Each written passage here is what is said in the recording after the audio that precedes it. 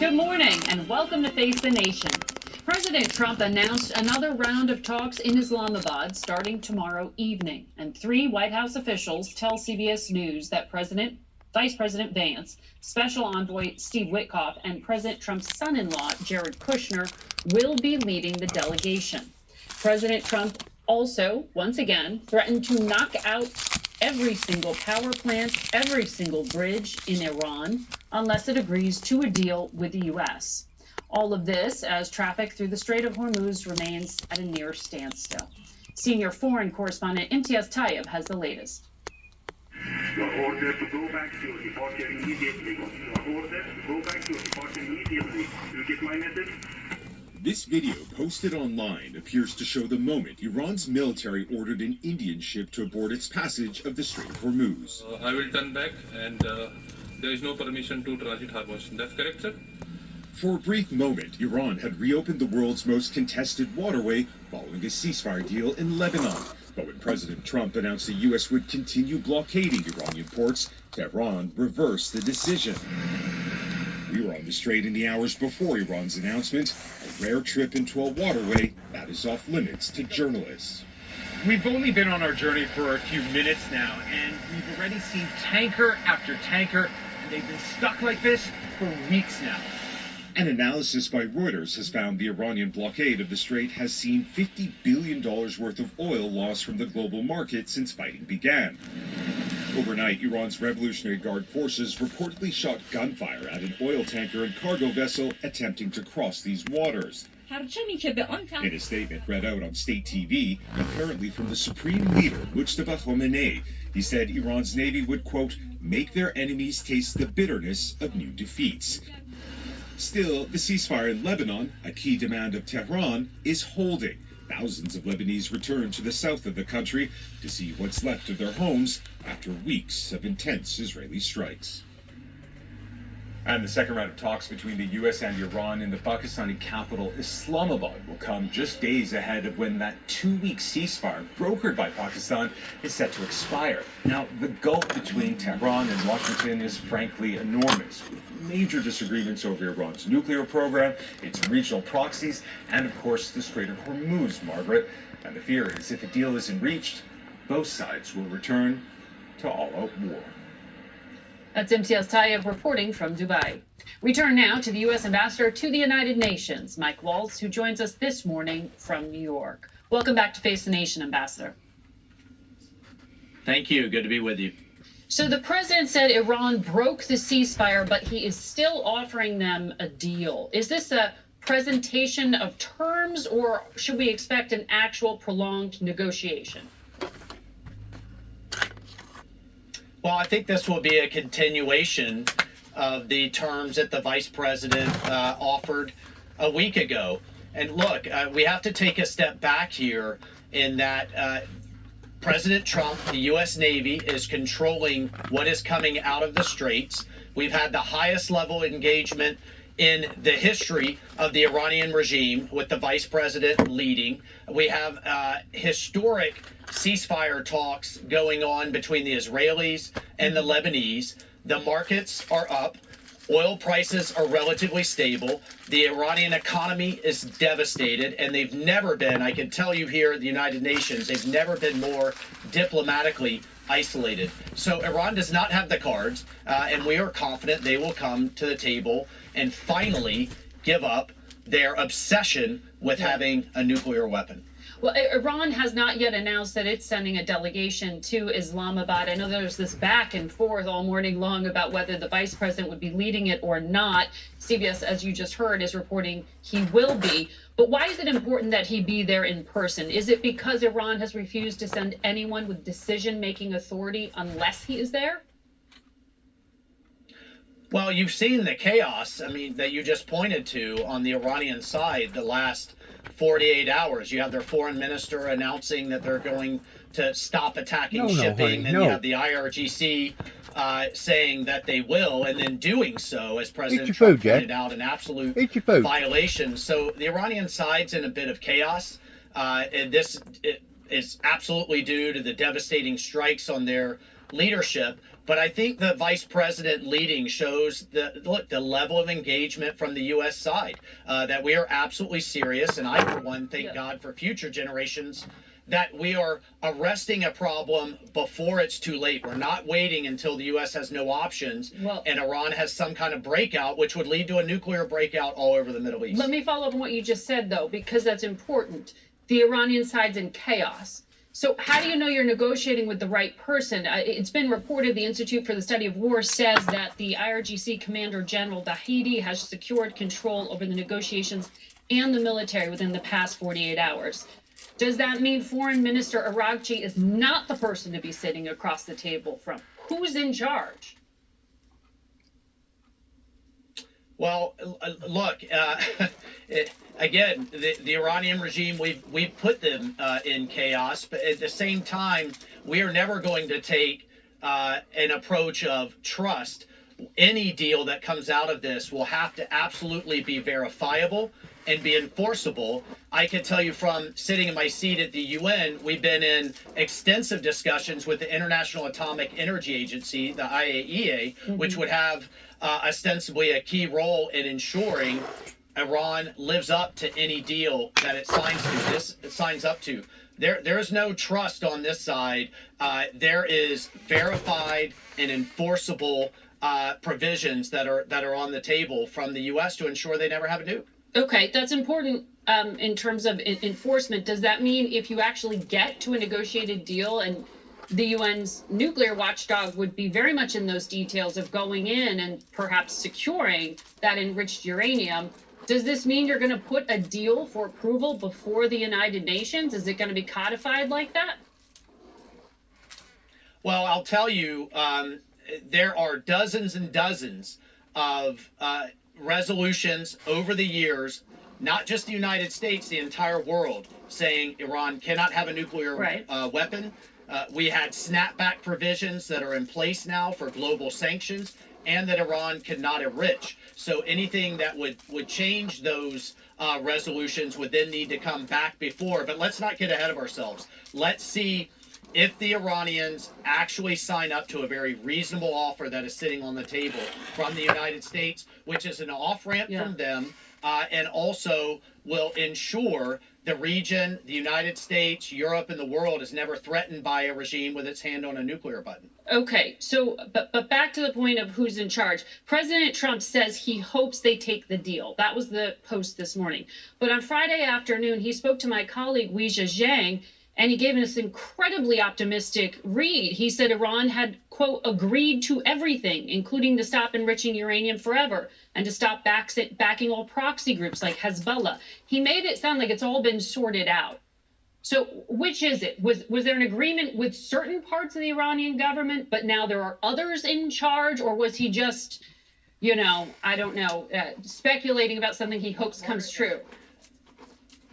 Margaret, anybody who has dealt with the Iranians will tell you it is often complex. 2 steps forward, 3 steps back. They're incredibly slippery. They can't be trusted. They've cheated over the years, which is one of the reasons that President Trump withdrew us from the JCPOA. They were hiding sites. Exactly. They were hiding capabilities. Exactly. And this is why he made the bold decision last year in Operation Midnight Hammer to just end it once and for all. And again, we have to take the perspective that we're not waiting, we're not trusting. We are reducing their capabilities. Their military is in shambles. Their missile program is in shambles. And now, hopefully, diplomatically, they will do it the easy way rather than the hard way of finally giving up on this illegal ambition. The Defense Intelligence Agency told Congress this past week Iran has thousands of missiles and one-way attack drones that can still threaten the United States. So there's still a threat in certain ways. General Kane said on Thursday the U.S. is going to pursue Iranian-flagged vessels or any vessel providing support, including those carrying Iranian oil. Beijing's the top customer. Are you going to start boarding vessels headed to China? When do these operations begin?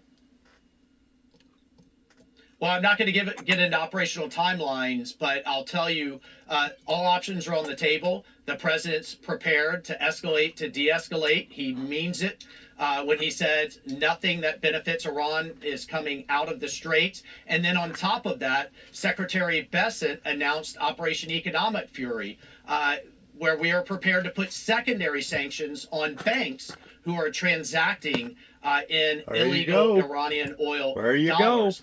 So we are truly It's putting on like maximum Donkey pressure on Kong. every aspect of the Iranian economy. And at some point, they are going to see some level of common sense and pragmatism and say enough is enough with this nuclear obsession. Is that the first step before you go back to combat? Because President Trump was talking about bombing power plants.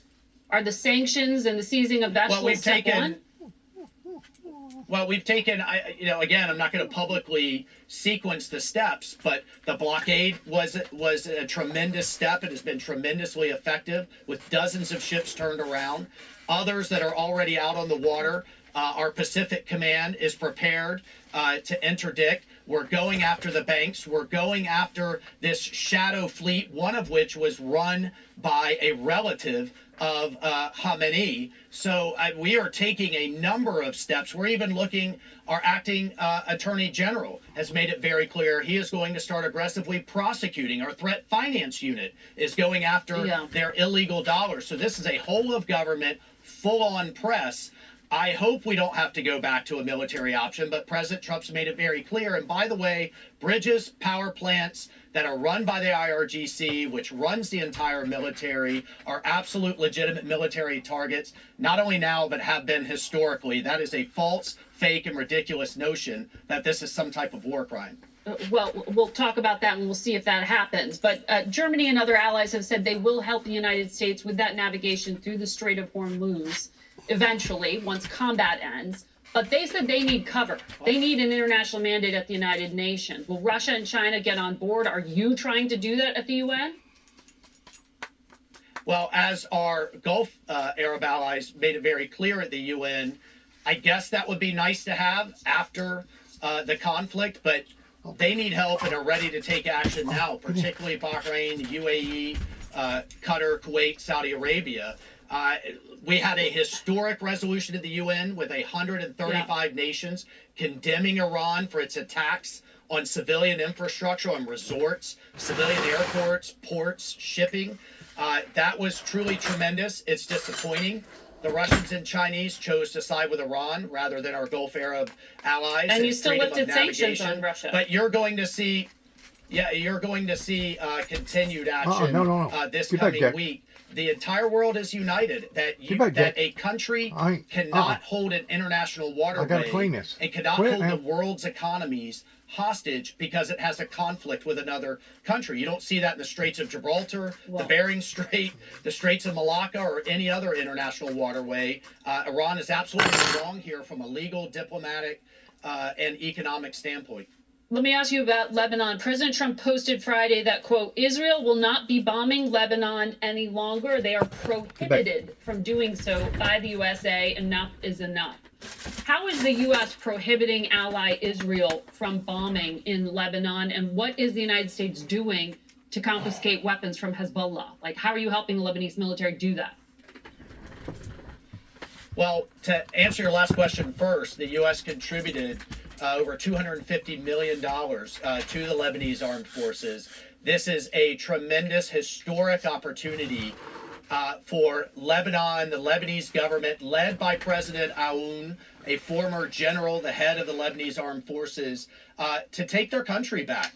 Finally, with Iran on its back foot and militarily devastated, with Syria in a much better place with the fall of the Assad regime and the effective diplomacy that we've had there, and from the pager and beeper operation to now, Hezbollah has never been in a worse place. This is a true moment, and it was a real honor for me to be at the opening of the first Israel-Lebanon talks, first ever. How are you going to prohibit Israel from bombing? In modern history. So we have, we have diplomacy on the march in a number of places, backed, of course, by military strength, but we have to take a moment to understand the magnitude of what's going on. Ambassador Waltz will be watching to see what happens in the coming days. Thank you for your time this morning. Face the Nation will be back in a minute. Stay with us. All right, that looks promising in lots of different ways. To one degree, it kind of looks promising, but to another degree, I don't guess it does. I don't know. I'll leave it up to my viewers and what they think pertaining to all this. I know it can rather look very complex regarding all this from a civilized standpoint, from a logical, common sense standpoint. It can look very, very complex. And I just hope and pray that it can be resolved very quickly and efficiently and adequately before it does have to entail more bloodshed. But it just also speaks volumes about that revolutionary regime over there, of how barbaric that those people really are, that they don't a bit more mind sacrificing their own people by putting women and children, using them as insulators to be able to hopefully combat against the enemy of what the enemy, they see us as being the enemy, even though we know that we're not the enemy. They'll do anything, including sacrificing their own, rather than sacrificing themselves, which to me speaks volumes about a group of people that's cowardly, that would be willing to stand under the shadows of women's skirts and children. But that just goes to show you how corrupt and how low down and evil that those people over there really are. And whenever I say those people, I'm not talking about the people in general. I'm talking about the regime. I'm talking about their wicked practices that is stemmed off the original Persian Empire that come into play, I don't know, probably about 1,000 years before Christ ever come into the world. So this evil empire has been an ongoing thorn in society's side now for quite some time, and it is a thorny issue whenever we're dealing with stuff like this. But by and large, it needs to be stopped, because I think now the world is beginning to understand just exactly not only how evil that they are, but just exactly how that what one evil group of people can affect the rest of the world pertaining to the prices of oil and the prices of everything else, prices of fertilizer, prices of you name it. So hopefully the world will come about in recognizing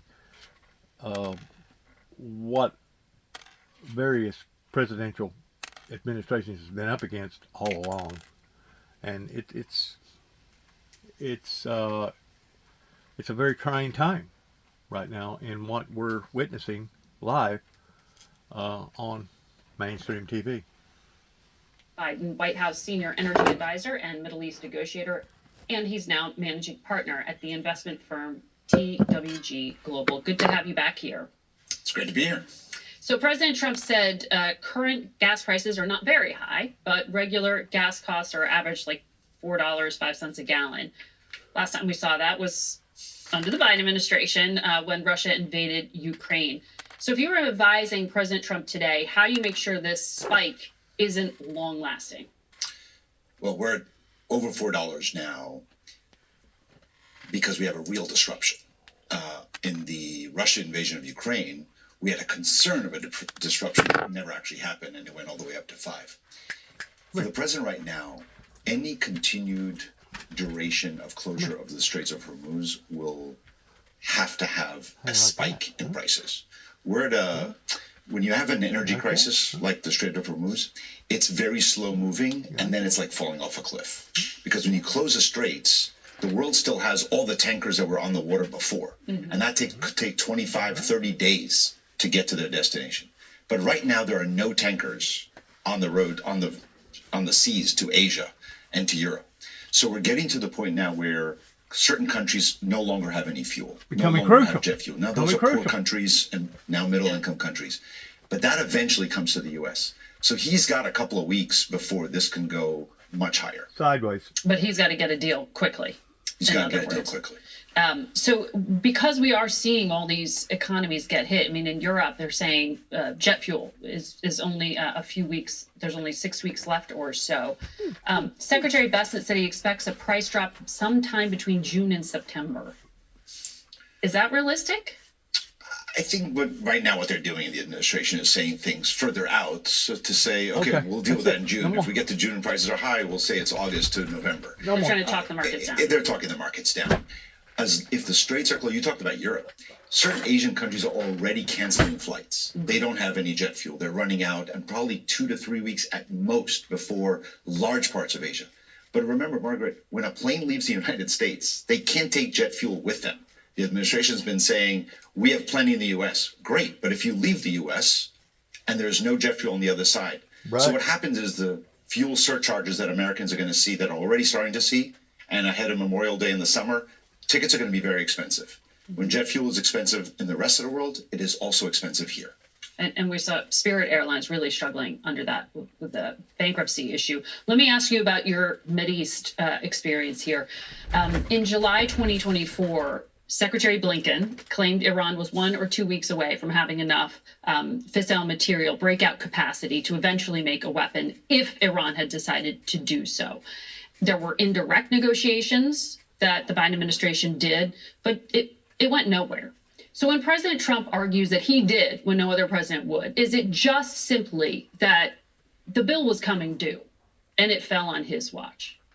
I do think there's a certain element to that. And that's why I was supportive of President Trump joining in June to take the strikes that we had thought internally in the Biden administration we may have to take if there was a second term. We thought that the spring, summer of 2025 was probably, we may have to be there in the same place. And we did war games. We did some practice runs on what it would look like to look into it. And because that may have had to happen under our watch as well. But he said we obliterated their nuclear program. The question then is not about what he did in June. This war we were in now did not attack the nuclear facilities again. Mm-hmm. This was not about the nuclear. So the question now becomes, can you do a deal with the Iranians? And the maximalist positions that both sides have are right now very far apart, despite all the rhetoric that we're almost there or we are there, but if we're not there, we'll bomb the hell out of them. Right, or who knows who's going to show up or not show up from the Iranian side to negotiate with. I thought that was interesting that the ambassador acknowledged that. Well, look, Margaret, when you have a negotiation that's being done loosely, right, phone calls and no real paper, you get to a point where Iran says Lebanon was included. The U.S. says, no, it wasn't. The Iranians say, we're opening the straits because it's completely open. And the Americans say, no, the blockade is staying. If there's no paper, no serious negotiation on this, and we're trying to do it really quickly to assuage markets, then you get to these misunderstandings, and now we're in a worse position. This is a very serious issue, and I think it shouldn't take just 3 days to do a nuclear deal. It's really, really critical. Right. But if the straits are not opened soon, the leverage that they have, and my concern is no matter how the war ends, the Iranians now have a card they never had before in practice. In theory, we knew they can close the straits, but they never did. And now for the foreseeable future, they have this card against us and against their neighbors. Why do you think President Trump isn't deploying his top diplomat and his national security advisor? Why aren't we seeing Secretary of State Rubio leading on this? I mean, that's a mystery that I think many in the region and around the United States are asking. Why is this not being run by the Secretary of State, who's also his national security advisor? Maybe the Secretary of State doesn't believe that this is the right approach. I don't know. You have to ask him if you can get him to answer that question. But We'd love for him to join us. I'm sure you would. But that's a real mystery. Look, Vice President of the United States is. But does it show? You know, when you're going to the negotiating table, the vice president going is important because the last 2 times Witkoff and Kushner showed up with the Iranian delegation, the talks fell apart. In fact, they ended in bombing. So you need someone who wasn't there the last 2 times it failed, right? And you need someone who is senior enough that the Iranians believe speaks for the president. So I think that it's important that the vice president or someone go. I think it would have been great if we can get to a point where we have preparatory talks and you send the vice president at the end of the process in order to break the logjam. Stay with us, if you would. I do have to take a break, but I have more to finish on this topic with you, Thomas. We'll be right back with a lot more Face the Nation. Stay with us. All right. Well, we're finding out a little bit more. Whether or not it's going to be resolved quickly or not is the $64,000 question, naturally. Just goes to show you how difficult and complex that all this pre-negotiation tactics can be whenever you're dealing with basically a bunch of lunatics. And that's exactly what they are. They're lunatics. They're lunatics, and they don't care nothing about nothing but themselves, and they're willing to use women and children as a shield to protect their own interest. And that just, to me, that just shows me, I don't know about everybody else, but it shows me and how cowardly that these people really are, that they'd be willing to sacrifice their own people, civilian people, to save their own hides. That's pretty cowardly.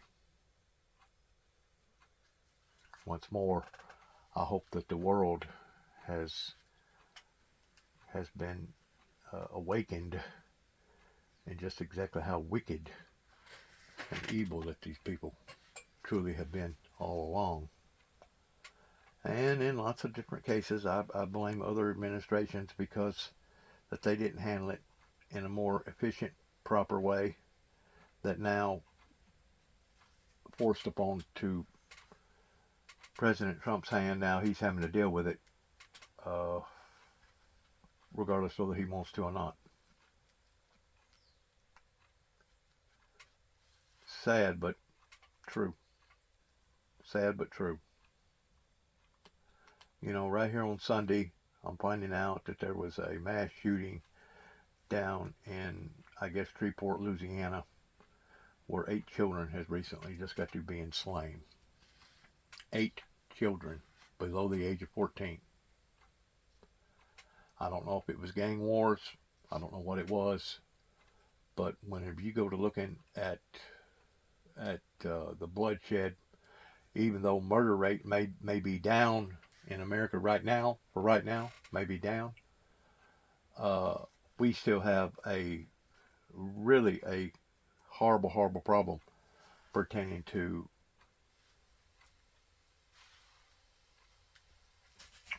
what should have happened 30 plus years ago that didn't happen, that I've reached the conclusion that there ain't but one way to be able to solve this, and that is through a supernatural revival coming from God Almighty. And if we don't handle it that way, we're basically going to be all doomed. That's what I've come up with the conclusion towards. You can believe it, not believe it. You can support it, not support it. I'm just telling you, we're on a trajectory right now. Things are getting even worse. Advisor Amos Hochstein, I want to pick up on Lebanon. You brokered that 2024 ceasefire in Lebanon. On Friday of this past week, we saw the president announce 10 days of pause to halt the fighting between Hezbollah and Israel, which is basically linked to the big deal he really wants to get to with Iran. What do you make of this truce? So a few things. One, I'm glad to see that the fire is halted, even if it's a pause. The worrisome part is that it was seen as a ceasefire that was brokered by Iran by insisting on a Lebanese ceasefire before they would show up to talks in Pakistan. That's a disaster, because the one thing we have always been emphasizing, Iran does not control Lebanon. It has none of their business what happens in Lebanon. Hezbollah has been unmasked in this conflict over the last couple of years as not really a Lebanese fighting organization or terrorist organization as they claim, but rather they said we are doing this at the behest of the Iranians. And so allowing the Iranians to dictate terms is not a good thing. However, direct talks between Israel, even at the lower level, at the ambassador level, is a good development. Most of the Lebanese people want to see a lasting ceasefire. Even if they don't want to see a peace agreement, they want to see an end of conflict. But we have to have a serious effort here. There's such a great moment of opportunity. It will not be a moment of opportunity if Israel is occupying a significant part of Lebanon, to reestablish a buffer zone. That won't work because ultimately that will help Hezbollah reestablish its political footing and their narrative. So we have to get to the table, make sure Israel withdraws from Lebanon, stop the fighting, and give the actual help to Lebanon Right. to disarm Hezbollah. They Which is cannot what do I it on asked their own. Ambassador Waltz on that, but can they do that? And to be clear, the Israelis have said not only that they're going to stay in southern Lebanon, but also take some of the territory that they had seized after Asaka in Syria. So it's This a is serious negotiation that has this to is take a place. tactical victory for Israel that will lead once again an overreach that will lead them to lose more ground. I want to ask you, as a Democrat, there was this extraordinary vote this past week in the Senate. 40 Senate Democrats tried to block a U.S. weapons sale to Israel. And that adds to this growing rift we have seen between your party and Benjamin Netanyahu. Do you think Democrats are going to come to regret this break in the alliance? So I hope that it's not a break in the alliance. I think what it really demonstrates is for the last several years, Prime Minister Netanyahu has sacrificed Israel's interests in the United States. The most important asset that Israel has is not its military or its intelligence. It's the special relationship with the United States that has been bipartisan for so many decades. He has destroyed that because he has decided to become not just part of the Republican Party, but he's decided to become just an appendage of Donald Trump.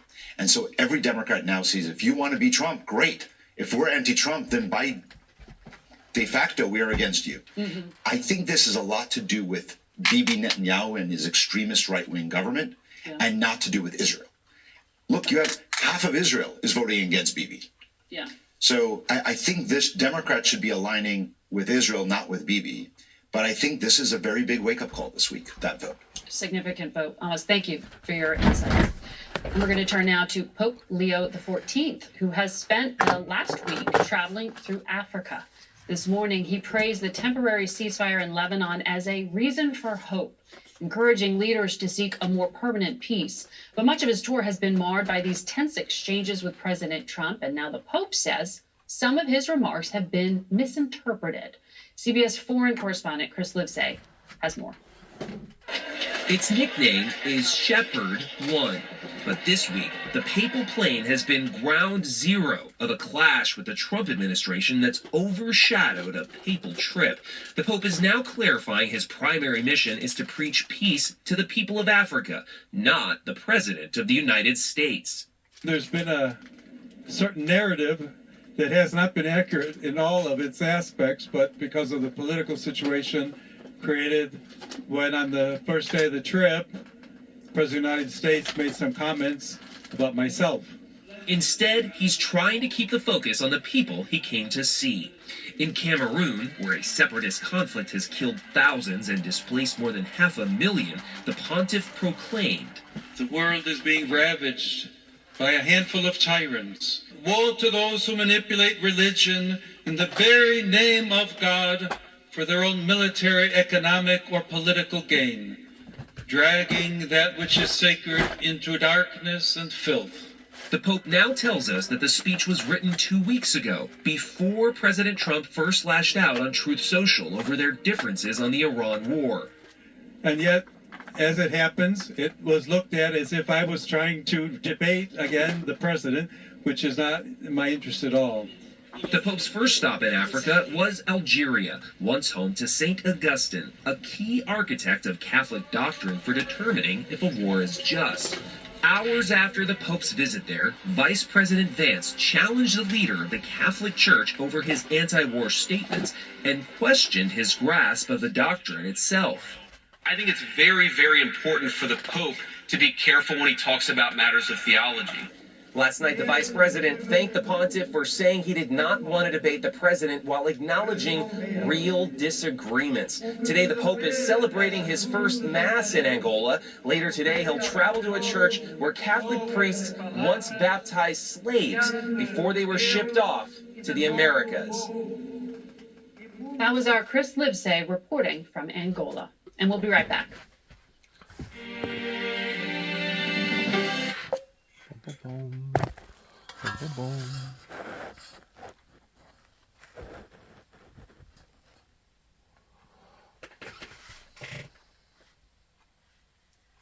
It's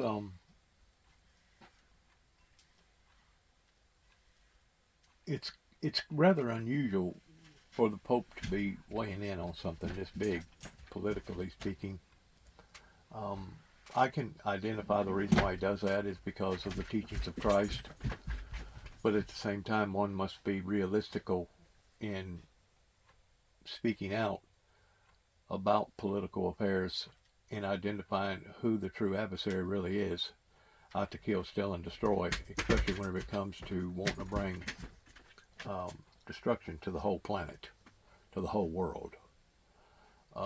This is a very, very sensitive, crucial time for not just the American people, but the world in general, to come together and try to resolve these issues as quickly and as efficiently as possible, because of that in which what we are running up against, as the Bible predicts, that in the last days it will become so crucial that Satan will come down in great wrath because he knoweth his time is short.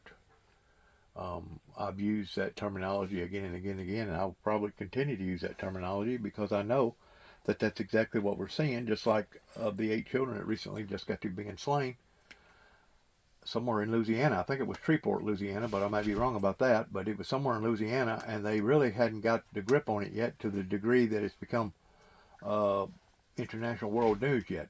I think they're still trying to put the pieces together of what actually occurred. The way I understood it, but the way I understand it, is that they had to run the assailant down and actually having a gunfight with him. I don't know if it was a teenager. I don't know if it was somebody that was 13, 14 years old or whatever. I don't know the details. I'm pretty sure we'll find out the details, but it just goes to show you the perilous times that we're in right now is extremely sensitive, is extremely cautious, is extremely perilous. So if there's ever been a time that we, the people, needed to stand behind our leaders, those that are doing the proper and right things, it is of today, and to pray for our leaders, pray for peace, pray for a revival, pray for an everlasting, loving, holy, eternal, intervening God that will intervene in all this. Thank you. Good luck to us all here on Easter Sunday. The anniversary of the 19th of April of what went on down in Mount Carmel, Waco, Texas, as well as what went on in Oklahoma City, Oklahoma. Want to continue to pray for the victims of all the above, and just say it's been a pleasure. And I'm going to end by the ending part of this Face the Nation. We want to thank Miss Margaret for letting us film this, and I'm going to end by cutting it off as soon as they're through here talking. Schwartz to lead the CDC. I know she worked as your deputy surgeon general. Do you see this as a deliberate choice by the White House to pick someone who actually does support vaccines? Well, absolutely. And again, we've talked in the past about the fact that the Fabrizio and Ward poll showed that Republicans were going to pay in the midterm elections if they continued on an anti-vaccine push. But I want to say Dr. Schwartz is a home run pick. She has an MD, a JD, and an MPH, and more than 2 decades of public service in the Coast Guard, where she was chief medical officer, and in the public health service, as you mentioned, which she retired from as a rear admiral. And that's why I personally selected her to be my deputy surgeon general. Do you have concerns that she will be able to, conduct herself without political interference? Well, it's a great and it's a fair question, Margaret. I'd say she is objectively the most qualified health nominee we've seen from this administration so far. And I want to give the president and senior HHS advisor Chris Klomp credit for tapping her. But that said, my optimism, as yours, comes with a healthy dose of caution about the environment around Dr. Schwartz. We've seen this before, as you mentioned, with Susan Menares. And just last week, the acting CDC director held back an MMWR report showing COVID vaccines reduced ER visits in healthy adults this winter. Further, Dr. Schwartz still has to get through Senate confirmation, where she will clearly be pitted against RFK on vaccines. And recent history tells us if she's confirmed, she will be under real threat to follow ideology over evidence in what is a vaccine skeptical HHS, while also confronting a growing measles outbreak, low CDC morale, and ongoing DOGE cut impacts. Well, the secretary will be before Congress again this week. You mentioned measles. The U.S. is already at over 1,700 measles infections in the first 4 months of this year. We did know that when Secretary Kennedy was under oath this past week, he seemed to change his rhetoric around the MMR vaccine. That's the vaccine that prevents measles infections. Take a listen. Can you tell all of us, is the MMR vaccine safe and effective? Yes or no? The MMR vaccine? Yes or no? Yes. Thank you. It's safe for most people. Can you agree that getting the vaccine is a lot safer than getting measles? Yes. So that was a qualified response, but it was still an endorsement, it seemed. Is he persuaded by the evidence, do you think? Well, he also acknowledged under oath it was possible vaccination could have saved the life of a child who died in the recent Texas outbreak. So these statements represent his strongest public endorsement of the measles vaccine to date. Not coincidentally, as you mentioned, this tepid support comes after reports the White House has instructed him to stop talking negatively about vaccines and ahead of midterms. But the qualified and tempered answer he gave, it still risks, Margaret, sending mixed messages at a time when we're facing our worst measles resurgence in decades, falling vaccination rates, preventable outbreaks, incurring millions in state and local costs, and thousands of days of school missed. And I know that CDC data shows that the vaccination rate has been sliding. I did know that this one exchange that I also want to play for you here, because the secretary was asked a few times about past statements both he and the president of the United States have made linking Tylenol use in pregnant women to autism in their children. A Republican lawmaker, Blake Moore of Utah, told Kennedy that his own 10-year-old son, Winnie, is neurodivergent. And he said that Kennedy's remarks were hurtful. Listen to this. I was underwhelmed with what we ultimately put out. My wife was hurt, and she felt for a split second until she came to her senses, and we talked about this, that there was any way she was responsible. We don't even know if she took Tylenol during her pregnancy, but that was a hurtful moment for her. But on this, Kennedy did not give ground. He is still saying that studies showing there is no linkage are, quote, garbage. What is the reality? Well, the reality is that for pregnant women dealing with fever or significant pain, Tylenol remains one of the safest and most studied options we have. And suggesting otherwise without evidence is dangerous. It's irresponsible, and as you heard the congressman say, it is extremely stigmatizing towards parents and risks real harm to moms and babies. The science moves forward with data, not with dogma and with dismissal. And the garbage he was referring to was a Danish study of 1.5 million children that came out. And it presents clear, high-quality evidence that with pregnant women who use Tylenol do not have an increased risk of autism. In fact, in that study, they had a lower risk of autism. Mm-hmm. I want to ask you about what the president announced yesterday in the Oval Office. He was surrounded by podcaster Joe Rogan, a number of Navy SEALs, and he said he wants to boost federal research into psychedelic drugs and make them more available. Specifically, they were touting this one drug, Ibogaine, I believe is how you say it. Correct. What do Americans need to know about this particular drug and the uses of it? Well, first of all, almost 15 million Americans experience serious mental illness every year. And among veterans, that burden is about 1 in 4. So it's clear we do have to accelerate rigorous evidence-based research into promising treatments.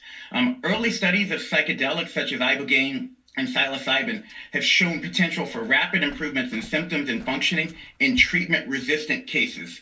So yesterday's executive order, it directs $50 million in research funding, instructs the FDA to prioritize reviews for vouchers for breakthrough therapy, and directs the FDA and DEA to ease barriers under right to try. Importantly, it maintains full FDA and DEA oversight, so it's not legalization or reclassification of psychedelics. But the content, while reasonable, what was overshadowed by the rollout, as you mentioned, with Joe Rogan, it was a spectacle resembling a WWE promotion. And people such as Kevin Sabat actually have said, well, this actually overshadows the substance that we've seen and what I think could be a productive EO. Okay. Executive order. All right. Thank you there, Dr. Adams. Always good to get your insights. We'll be right back. There you go. Shalom.